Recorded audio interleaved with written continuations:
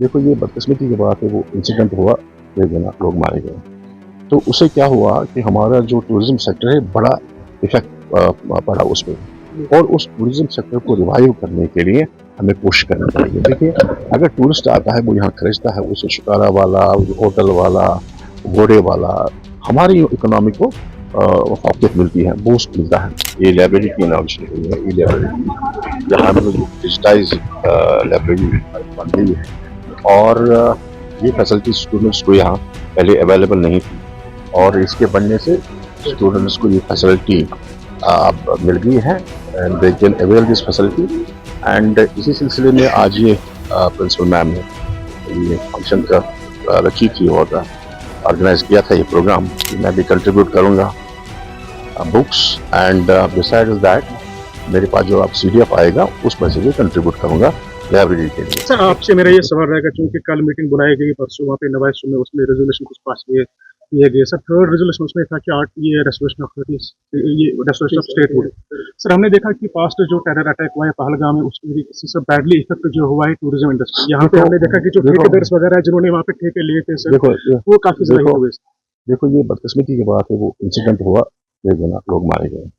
तो उससे क्या हुआ कि हमारा जो टूरिज्म सेक्टर है बड़ा इफेक्ट पड़ा उस पे, और उस टूरिज्म सेक्टर को रिवाइव करने के लिए हमें कोशिश करनी पड़ेगी। देखिए, अगर टूरिस्ट आता है, वो यहाँ खरीदता है, उसे शिकारा वाला, होटल वाला, घोड़े वाला, हमारी इकोनॉमी को फ़ौक़ियत मिलती है, बूस्ट मिलता है। तो मैं कहता हूँ कि वो जो अनफॉर्चुनेट इंसिडेंट हुआ, हमारे लिए बड़ी बदकिस्मत की बात थी। अब सरकार कोशिश कर रही है कि इसको रिवाइव करने के लिए। अब जब आपका सवाल है कि जो स्टेटहुड का जो हमने कल रेजोल्यूशन पास किया, देखिए जो ही हमारी हुकूमत बनी, तो हमारा जो मकसद है कि कॉर्डियली हम सेंटर से बात करें, ना कि ये शुरुआत से ही हम कन्फ्रंटेशनल वो स्टैंड लें उनका, तो वो उससे बात नहीं बनेगी।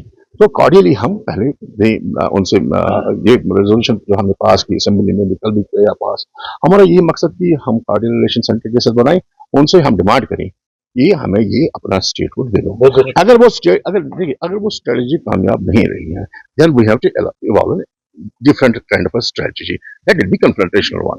आज आपने यहाँ पे इनॉग्रेट किया, इसकी डिटेल्स हमारे साथ शेयर करें। ये इनॉग्रेशन जो हुई है आज, ये लाइब्रेरी की इनॉग्रेशन हुई है, ई-लाइब्रेरी, जहाँ हम लोग डिजिटाइज लाइब्रेरी बन गई है, और ये फैसिलिटी स्टूडेंट्स को यहाँ पहले अवेलेबल नहीं थी, और इसके बनने से स्टूडेंट्स को ये फैसिलिटी अब मिल गई है, and they can avail this facility. And इसी सिलसिले में आज ये प्रिंसिपल मैम ने ये फंक्शन का रखी थी और ऑर्गेनाइज किया था ये program. So it went well, and मैंने भी बताया कि मैं भी कंट्रीब्यूट करूँगा बुक्स, एंड बिसाइड्स दैट मेरे पास जो अब CDF आएगा उसमें से भी कंट्रीब्यूट करूँगा लाइब्रेरी के लिए। और मैं सोचता हूँ जितनी भी फैसिलिटीज़ यहाँ स्टूडेंट्स के लिए होनी चाहिए ज़्यादा से ज़्यादा, क्योंकि सोनावारी के जो बच्चे हैं, जो स्टूडेंट्स खासकर, उनको को शेप देने की, उनको जो है फैसिलिटीज़ प्रोवाइड करने के लिए जो मुझसे बन पड़ेगा इंशाल्लाह करेंगे। और मैंने पहले भी कहा है कि कॉलेज हमारी सोनावारी की एक शान है और शाहकार है, इसको संवारना हम सबकी जिम्मेदारी है, चाहे वो स्टूडेंट्स हो, फैकल्टी मेंबर्स हो, चाहे पॉलिटिकल वर्कर्स या लीडर्स हो, और ये सबका कॉलेज है, और इसमें जो पढ़ते हैं, हमारे बच्चे पढ़ते हैं, इनको शेप अप करने के लिए हमारी तरफ से भी कंट्रीब्यूशन होना चाहिए, और सिविल सोसाइटी की भी जिम्मेदारी है कि इसको जहाँ कहीं लगे कि हमारी इंस्टीट्यूशन में कहीं कोई कमी है, तो उसको दूर करने के लिए वो क्या नाम है, मुतला कर सकते हैं और बता सकते हैं। क्वेश्चन जिम्मेदारी हमारी भी है, आपकी भी है, सबकी भी है। आपने कहा कि हम सबकी जिम्मेदारी, लेकिन जो ग्रास रूट लेवल पर स्कूल है, वहाँ पर हेडलेस सिस्टम है, टीचर्स मेरी बात सुनिए, मैं बड़ा अवेयर हूँ इस चीज़। देखिए, हमारे पास हुकूमत ही नहीं, 10 सालों से हमारे पास हुकूमत, जब से हमने संभाला है, कहीं हम असेंबली में बिजी रहे, कहीं जंग का माहौल था, कहीं और चीज़ें थी, लेकिन हम कोशिश कर रहे हैं तो मैं परसों ही गया वो जो अपनी मैम जो है सकीना मैम के पास और जो कमिश्नर है उनके पास गया, सभी बड़ी बात की है और जहाँ जहाँ पे हमें कमी है उसको दूर करने रहेंगे।